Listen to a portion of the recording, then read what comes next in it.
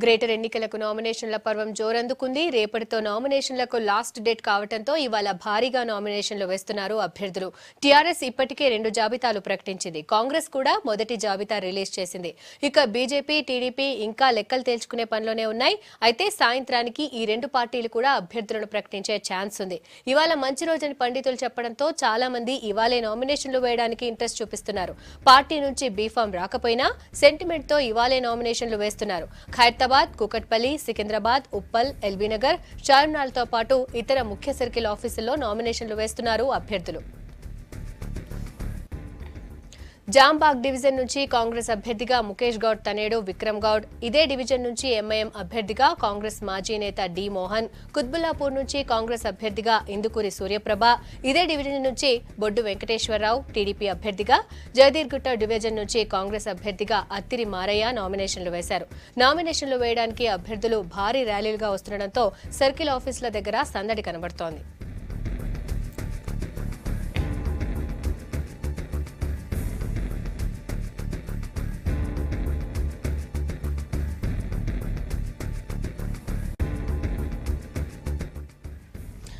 ఇటు ఖైరతాబాద్ సర్కిల్ ఆఫీసులో ఉదయం నుంచి నామినేషన్లు వేస్తున్నారు అభ్యర్థులు. ప్రధాన పార్టీలతో పాటు ఇండిపెండెంట్ అభ్యర్థులు కూడా నామినేషన్లు వేస్తున్నారు. ఖైరతాబాద్ సర్కిల్ ఆఫీస్ దగ్గర నామినేషన్లపై మరిన్ని వివరాలు అందించడానికి ప్రభాకర్ లైవ్ లో రెడీగా ఉన్నారు. Good afternoon Prabhakar, over to you.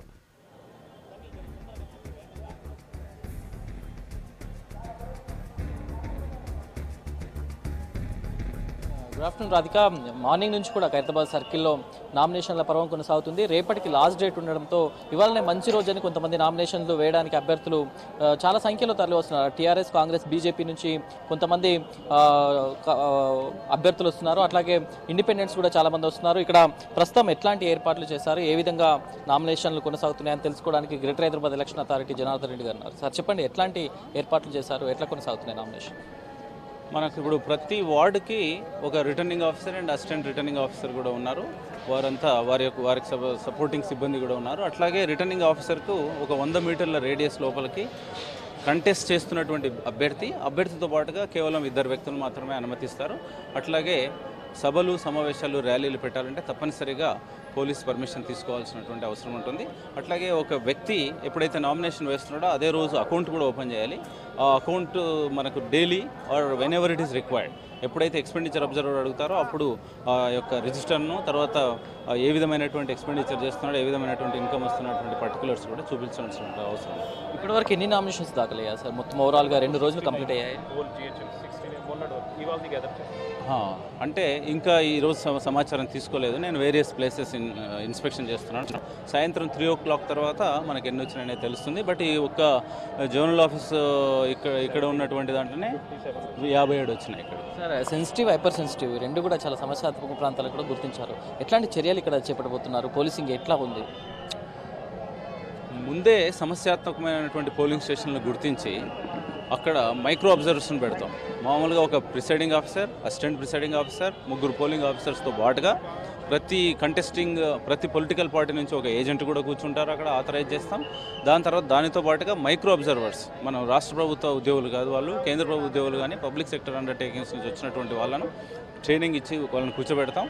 అట్లాగే బాగా ట్రబుల్సమ్ ఉన్నటువంటి పోలింగ్ స్టేషన్లో లైవ్ టెలికాస్ట్ కోసం వెబ్ కాస్టింగ్ కూడా చేయడం జరుగుతుంది. కాబట్టి ఎవరైనా అల్లరి చేసినా, లేకపోతే ఇంపర్సనేషన్ చేసినా, దొంగ ఓట్లు వేయడానికి వచ్చినా అది ప్రివెంట్ చేయడానికి కానీ, తర్వాత యాక్షన్ తీసుకొని క్రిమినల్ కేసు పెట్టడానికి కానీ ఉపయోగపడుతుంది. కాబట్టి ఇన్ని జాగ్రత్తలు తీసుకోవడం మూలాన తప్పనిసరిగా ఎవరికైనా ఇంటెన్షన్ ఉన్నా కూడా ఎలాంటి అక్రమాలకు కానీ లేకపోతే హింసకు కానీ పాల్పడరని నేను అనుకుంటున్నాను. సార్ ఎలక్షన్ కోడ్కు సంబంధించి రాజకీయ పార్టీలు ఆరోపిస్తున్నాయి, ఫ్లెక్సీలు కానీ కటౌట్లను కానీ తొలగించట్లేదు జీహెచ్ఎంసీ అని. దీనిపైన చర్యలు తీసుకుంటూనే ఉన్నారు. ఇప్పటివరకు ఎన్ని తొలగించారు? దాని స్టాటస్ ఏంటి? దాదాపుగా ఇప్పటి వరకు 1,15,000 తొలగించడం జరిగింది. తొలగించడం అనేది కంటిన్యూస్గా చేస్తూనే ఉన్నాం. అండ్ రేపటి నుంచి నామినేషన్ అయిపోయిన తర్వాత వ్యక్తుల పేరు మీద వచ్చినట్టయితే ఆ వ్యక్తుల పేరు మీద తొలగించడమే కాకుండా ఆ ఖర్చు వాళ్ళలో కూడా పడేటువంటి అవకాశం ఉంటుంది. కాబట్టి ఈ కంటెస్ట్ చేస్తున్నటువంటి క్యాండిడేట్స్కు ఆ పాయింట్ కూడా చెప్పడం జరుగుతుంది. అట్లాగే 2 దఫాలుగా రాజకీయ నాయకులు అంటే పొలిటికల్ పార్టీస్ కూడా స్టేట్ ఎలక్షన్ కమిషన్ వారు, దాని తర్వాత జీహెచ్ఎంసీలో కూడా వారికి దీనికి సంబంధించినటువంటి నిబంధనలు చెప్పడం జరిగింది. అండ్ ప్రతి ఒక్క వార్డులో రిటర్నింగ్ ఆఫీసర్స్, తర్వాత ఎక్స్పెండిచర్ అబ్జర్వర్స్, దాని తర్వాత general observers and static and mobile teams ఈ మోడల్ కోడ్ ఆఫ్ కండక్ట్ కోసం నిరంతరం వాళ్ళు తిరుగుతున్నారు. వచ్చినటువంటి కంప్లైంట్స్ ఇమీడియట్గా అడ్రస్ చేస్తున్నారు. వాళ్ళకు కూడా కనపడినటువంటి వాళ్ళని తీసేయడానికి ప్రయత్నం చేస్తున్నారు. ఎలక్షన్ అథారిటీగా కంటెస్టెంట్ క్యాండిడేట్స్కి కానీ రాజకీయ పార్టీలకు కానీ మీరు చేసే అప్పీల్ మెసేజ్? ప్రశాంత వాతావరణంలో, స్వేచ్ఛాయుత వాతావరణంలో సజావుగా ఎన్నికలు జరగడానికి అన్ని రాజకీయ పార్టీలు సహకరించాలని నేను కోరుతున్నాను. అట్లాగే మా పోలీస్ సిబ్బంది కానీ, రెవెన్యూ సిబ్బంది కానీ, మున్సిపల్ అథారిటీస్ కానీ సమన్వయంతో పనిచేసి ప్రాపర్గా అసెస్ చేసి లా అండ్ ఆర్డర్ ఎవరైనా సంఘ విద్రోహ శక్తులు ఉన్నట్టయితే వాటిని ప్రాపర్గా కంట్రోల్ చేయాలని అనుకుంటున్నాను. Thank you sir. మొత్తానికి అంటే ఖైరతాబాద్ జోనల్ ఆఫీస్లో నామినేషన్ల పర్వం మార్నింగ్. గ్రేటర్ ఎన్నికలకు నామినేషన్ల పర్వం జోరందుకుంది. రేపటితో నామినేషన్లకు లాస్ట్ డేట్ కావడంతో ఇవాళ భారీగా నామినేషన్లు వేస్తున్నారు అభ్యర్థులు. టీఆర్ఎస్ ఇప్పటికే 2 జాబితాలు ప్రకటించింది. కాంగ్రెస్ కూడా మొదటి జాబితా రిలీజ్ చేసింది. ఇక బీజేపీ, టీడీపీ ఇంకా లెక్కలు తేల్చుకునే పనిలోనే ఉన్నాయి. అయితే సాయంత్రానికి ఈ 2 పార్టీలు కూడా అభ్యర్థులను ప్రకటించే ఛాన్స్ ఉంది. ఇవాళ మంచి రోజున పండితులు చెప్పడంతో చాలా మంది ఇవాళే నామినేషన్లు వేయడానికి ఇంట్రెస్ట్ చూపిస్తున్నారు. పార్టీ నుంచి బీ ఫామ్ రాకపోయినా సెంటిమెంట్ తో ఇవాళే నామినేషన్లు వేస్తున్నారు. ఖైరతాబాద్, కుకట్పల్లి, సికింద్రాబాద్, ఉప్పల్, ఎల్బీనగర్, చార్మినార్లతో పాటు ఇతర ముఖ్య సర్కిల్ ఆఫీసుల్లో నామినేషన్లు వేస్తున్నారు అభ్యర్థులు. జాంబాగ్ డివిజన్ నుంచి కాంగ్రెస్ అభ్యర్థిగా ముఖేష్ గౌడ్ తనేడు విక్రమ్ గౌడ్, ఇక ఇదే డివిజన్ నుంచి ఎంఐఎం అభ్యర్థిగా కాంగ్రెస్ మాజీ నేత డి మోహన్, కుత్బుల్లాపూర్ నుంచి కాంగ్రెస్ అభ్యర్థిగా ఇందుకూరి సూర్యప్రభ, ఇదే డివిజన్ నుంచి బొడ్డు వెంకటేశ్వరరావు టీడీపీ అభ్యర్థిగా, జయదీర్గుట్ట డివిజన్ నుంచి కాంగ్రెస్ అభ్యర్థిగా అత్తిరి మారయ్య నామినేషన్లు వేశారు. నామినేషన్లు వేయడానికి అభ్యర్థులు భారీ ర్యాలీలుగా వస్తుండటంతో సర్కిల్ ఆఫీసుల దగ్గర సందడి కనబడుతోంది.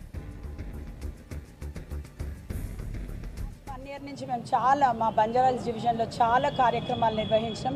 మన గవర్నమెంట్ పథకాలు కూడా చాలా తీసుకెళ్ళినాము. 1 ఇయర్ నుంచి ఇక కొత్తగా ఏం లేదు, చేస్తూ ఉన్నాము, అట్లనే చేయబోతున్నాము. ఇక రాని రోజుల్లో ఇంకా పెద్ద ఎత్తున చేద్దామని అనుకుంటున్నాము అండ్ భారీ ఎత్తున గెలవాలని ఆశిస్తున్నాము. మా బంజారాహిల్స్ డివిజన్ వాళ్ళని అందరిని అదే కోరుతున్నాను. మీరు చూస్తున్నారు పెద్ద ఎత్తున ఎట్లయితే మా టీఆర్ఎస్కి సపోర్ట్ ఉందో, మా పథకాలే మా ప్రచారం. హైదరాబాద్ నగరాన్ని విశ్వనగరంగా తీర్చిదిద్దాలనేటి పట్టుదలతో పనిచేస్తున్న ముఖ్యమంత్రి గారి పథకాలకు అనుగుణంగా ప్రజలు స్పందిస్తున్న మాట వాస్తవం. ఎందుకంటే మేము గత 6 నెలల నుంచి చూస్తున్నాము హైదరాబాద్ నగరంలో ముఖ్యంగా అన్ఇంటరప్టెడ్ పవర్ సప్లై చేశాం మేము మా ప్రభుత్వం వచ్చిన తర్వాత. మా పార్టీ చెప్పిన ప్రతి పథకాన్ని వీళ్ళు అమలు చేస్తారు అని మా ముఖ్యమంత్రి పట్ల పూర్తి విశ్వాసం ప్రజలకు కలిగింది. నామినేషన్ ప్రక్రియ మొదలయ్యి అది పూర్తయిన తర్వాత తప్పకుండా అందరూ కూడా పార్టీ అభ్యర్థులకే వాళ్ళ విజయానికి కృషి చేస్తారని మా పూర్తి విశ్వాసం ఉంది. ఇంతకుముందు ఆ రకంగా అన్ని పార్టీలకు జరిగింది. మాజీ మేయర్ కాంగ్రెస్ అభ్యర్థి బండా కార్తికారెడ్డి నామినేషన్ వేశారు. తార్నాకాలోని తన ఇంటి నుంచి భారీ ర్యాలీగా వచ్చిన కార్తికారెడ్డి తార్నాక డివిజన్ నుంచి నామినేషన్ దాఖలు చేశారు. గ్రేటర్లో కాంగ్రెస్ గెలుపు ఖాయమన్నారు కార్తికారెడ్డి. మేయర్ పీఠం కాంగ్రెస్ దక్కించుకుంటుందన్నారు.